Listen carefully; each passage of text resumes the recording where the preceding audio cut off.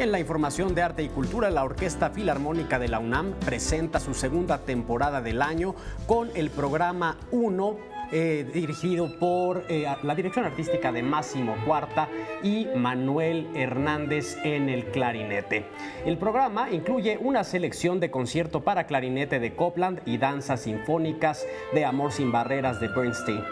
Se presenta en la Sala Nezahualcóyotl el próximo sábado 7 de abril a las 8 de la noche. Habrá una charla introductoria al programa en punto de las 7 de la noche. Recuerde que la Sala Nezahualcóyotl se ubica dentro del Centro Cultural Universitario, esto en Insurgente Sur número 3000, en Ciudad Universitaria. Y en el teatro, una buena opción para ver es la obra Juana in a Million, que narra la vida de Juana Gómez Castillo, una joven mexicana que viaja a Londres dejando atrás su natal Michoacán después de una tragedia personal que la involucra en la violencia de los cárteles de las drogas. Con una maleta llena de sueños, comienza a descubrir los rincones de una aparente civilizada ciudad europea.